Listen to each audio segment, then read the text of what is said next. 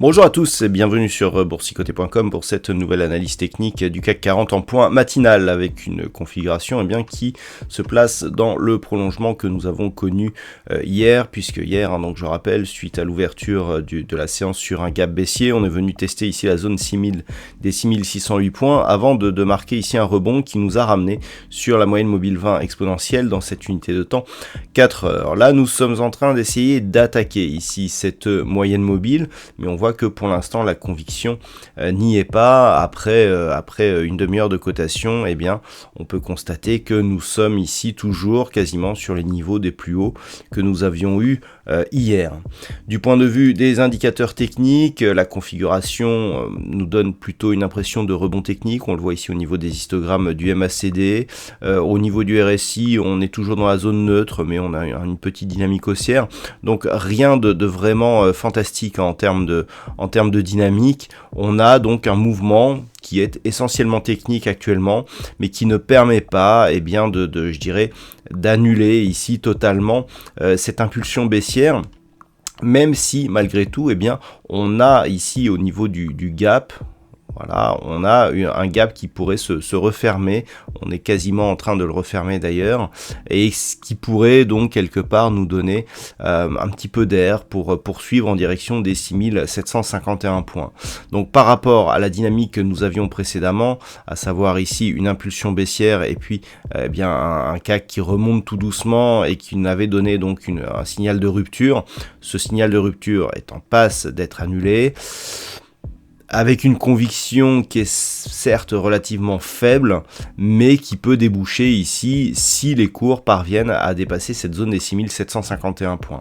Alors, on n'a pas une journée très chargée en termes de macroéconomie aujourd'hui, on a juste du point de vue de la micro quelques petits ajustements donc sur le CAC 40 avec Atos qui va sortir, qui va être remplacé par Eurofins.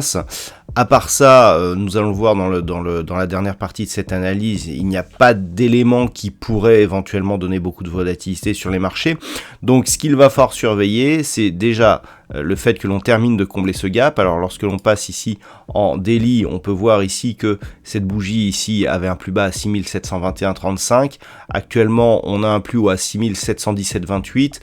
Bon, on a encore quelques points ici pour terminer le comblement. Ce qui sera surtout intéressant, c'est d'observer, justement, une fois que ce comblement sera effectif, s'il l'est, est-ce que cette zone continue à agir comme résistance ou est-ce que l'on parvient ici à franchir et à rallier ici à la zone des 6751 points. Donc, premier scénario, on parvient ici à combler ce gap, on continue à monter et on s'arrête ici sur la zone des 6751 points. On aura donc ce gap de rupture qui nous aura fait sortir de cette dynamique haussière au profit d'un biais qui se neutralise. Donc ça ne serait pas très bon sur le CAC 40 parce qu'on était ici sur une impulsion haussière qui nous promettait de nouveaux plus hauts historiques sur le CAC 40, même si on réintègre les dividendes, on est sur des niveaux historiques depuis bien longtemps. Cette zone ici des 6751 points nous permettrait de valider en cas de cassure haussière ici le fait que nous ayons une succession de points bas légèrement haussière avec un nouveau plus haut ici si les cours s'inscrivent sur un niveau supérieur à ceci.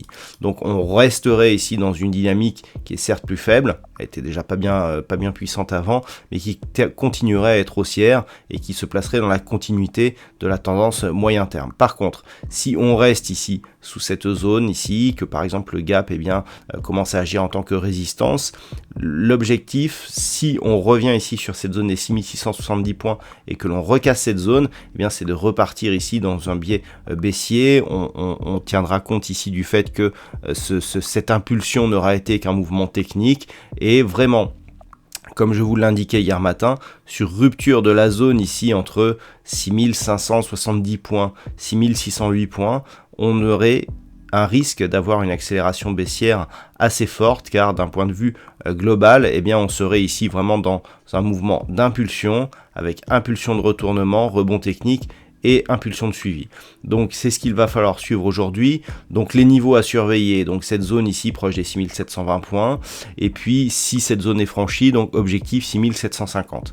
Par contre, sous 6670 points, on repasse sur une pression plutôt baissière qui pourrait s'accélérer sur rupture de cette zone ici des 6608 à 6570 points. Naturellement, tant que l'on est ici entre cette zone des 6720 6670, ça reste relativement neutre et dans la continuité ici d'un mouvement qui reste essentiellement technique et qui pourrait s'essouffler. Voilà donc ce que l'on peut dire sur cette configuration technique pour ce matin. D'un point de vue macroéconomique, alors donc on a eu le discours de Christine Lagarde qui est plus ou moins dans la lignée de ce qu'a dit Jérôme Powell, donc on a une certaine cohérence entre les politiques des banques centrales. On a eu le PIB de la Grande-Bretagne ce matin qui était un peu plus faible que ce qui était attendu. D'un point de vue donc macro, on aura une nouvelle intervention de Christine Lagarde en fin de matinée aux alentours des 11h30.